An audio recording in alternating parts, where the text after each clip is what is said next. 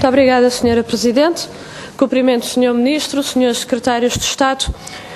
E a primeira referência que eu queria fazer é, de facto, que se verifica um grande incómodo por parte dos membros do Governo, por parte dos partidos que suportam o Governo, com as consequências das vossas políticas e das vossas opções na área da saúde. O que o PCP quis hoje aqui foi discutir aspectos concretos da saúde que estão a criar neste caso concreto, não estão a ser acessíveis para os utentes.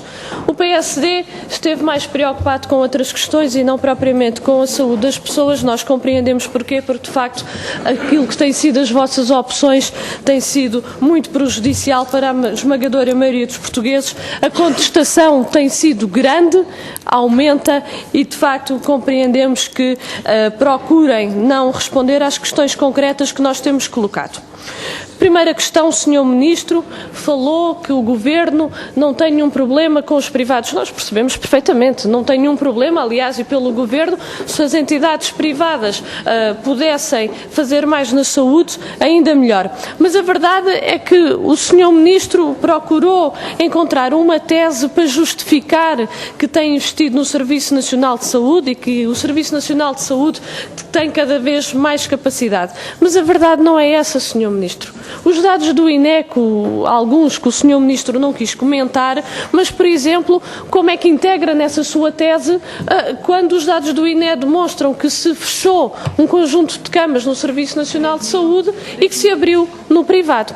Como é que integra na sua tese, e até o Sr. Ministro vindo várias vezes aqui à Comissão de Saúde referir que está a internalizar os meios complementares de diagnóstico nos hospitais, mas os dados o que nos dizem é que os hospitais públicos estão a fazer menos e os hospitais privados estão a fazer mais. Por isso, a verdade e aquilo que tem vindo a público, o que demonstra é que efetivamente há uma transferência de cuidados do público para o privado. Em relação à dita portaria, o que nós dissemos, Sr. Ministro, é que esta é uma matéria de extrema relevância, de grande importância e que se justificaria um outro diploma que não por uma portaria. E que se justificaria exatamente por esta importância, mas justificaria-se também pela intervenção que seria possível ao nível da Assembleia da República, porque eu creio que o Sr. Ministro e este Governo, aliás, creio infelizmente aquilo que tem vindo a público e aquilo que tem sido das atitudes, tem sido numa perspectiva de desvalorização da Assembleia da República e não no contrário. E o que nós consideramos é que, efetivamente, pela relevância, porque nós consideramos que esta é uma matéria de extrema importância, deveria ter sido de outra forma. Mas o Sr. Ministro disse que iria responder ao conjunto de questões que o PCP colocou, mas ainda não respondeu. E ainda não disse concretamente aqui, diz que a portaria é um passo em frente, traz um conjunto de indicações, mas, Sr. Ministro, por exemplo, no que diz respeito à cirurgia cardiotorácica, que é um serviço, por exemplo, no Hospital de Santa Cruz, que tem uma grande relevância, o facto deste hospital não poder ter este serviço, de acordo com o que está na portaria, não estamos a falar de notícias, não estamos a falar do diz que se disse, estamos a falar do que está lá escrito na portaria. E esta é uma daquelas especialidades em que diz que os hospitais integrados neste grupo não têm. Não é daquelas que poderão ainda eventualmente ter, de acordo com critérios, até 30 de setembro, é daquelas que não vão ter. O que é que vai acontecer a este hospital? O que é que vai acontecer ao serviço de cirurgia cardiotorácica em Gaia? Sr. Ministro, diga aqui como é que vai manter as maternidades em funcionamento sem ter a especialidade de obstetrícia. Era importante que isso ficasse efetivamente esclarecido. Como desaparecem as especialidades de endocrinologia e estomatologia. O Sr. Ministro ainda não se referiu a estas questões concretas e que dito são feitas com base na leitura da portaria.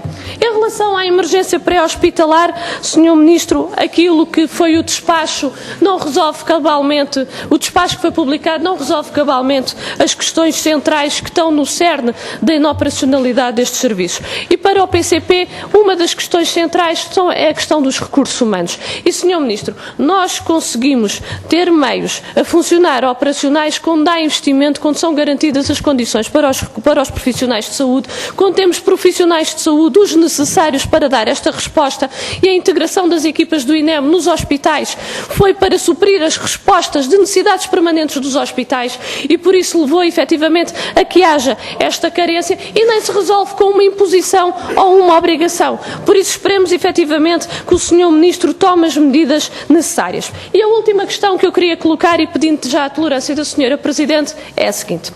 Na última vez que o Sr. Ministro esteve aqui nesta Comissão, em março, nós colocámos um problema muito concreto de um utente que aguardava pela realização de uma ablação cardíaca no centro hospitalar em Coimbra. O Sr. Ministro disse que a situação estaria resolvida. Sr. Ministro, passou um mês, o utente continua a aguardar na lista de espera pela realização da ablação cardíaca. Pior, este utente, aliás, não é só um utente, são vários utentes que já estão em lista de espera. A situação não só não melhorou, como se agravou, porque o médico que fazia estas intervenções saiu do hospital e neste momento o utente está em lista de espera sem médico atribuído para fazer esta intervenção.